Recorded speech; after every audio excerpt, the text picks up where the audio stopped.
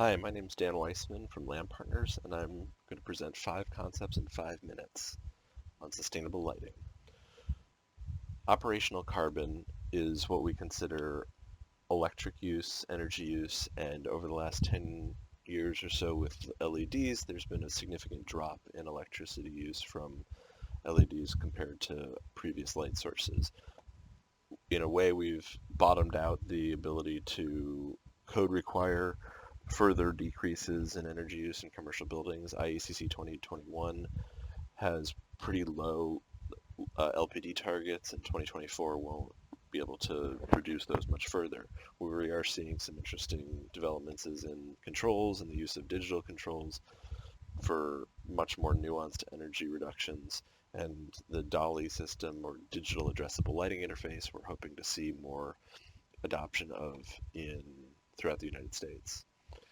Embodied carbon is a topic that has not been very prevalent in lighting until very recently. A year ago, there was no declare labeled light fixtures, and now there's a whole number of them, as well as many manufacturers that will provide material transparency declarations. The Mindful Material Advocacy Letter came out last year that pushed the design community to start asking for that material.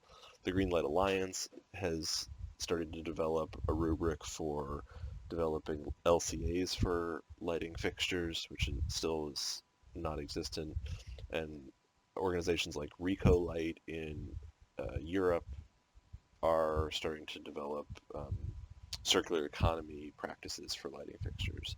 A number of manufacturers have also started to play with alternative materials, biomaterials, a lot more wood, trying to reduce metals and plastics from light fixtures. Access to daylight is considered one of the pinnacles of sustainable lighting design.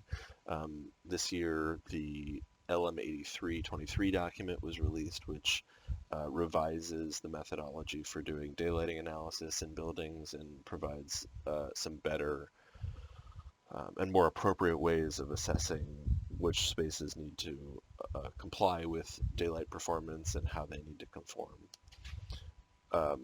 Additionally, there's been more emphasis on providing quality views, not just natural light, and the impact that views have on occupant experience and quality.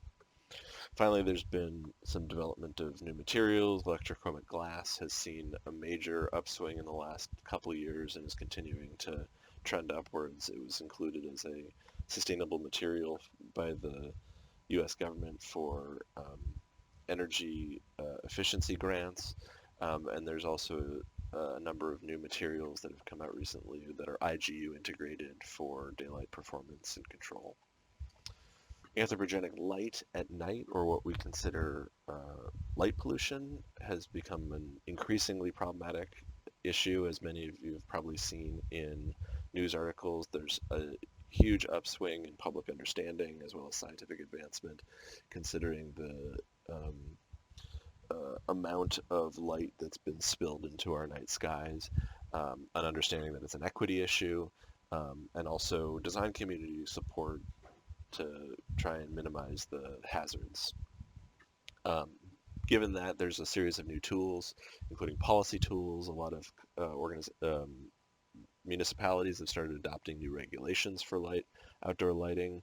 There's new design tools such as RP43 by the IES that provides a much better rubric for outdoor lighting, as well as lighting hardware tools, new light fixtures that are much more appropriately designed for outdoor environments. I'm giving a little plug to an article I wrote recently about the problems of the unshielded wall pack, which have become a huge nuisance light fixture in our urban environment.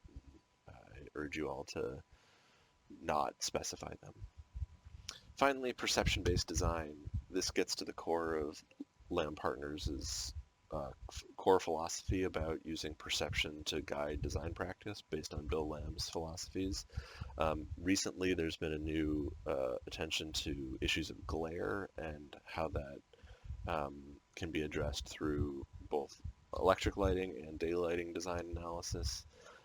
We're also using digital tools to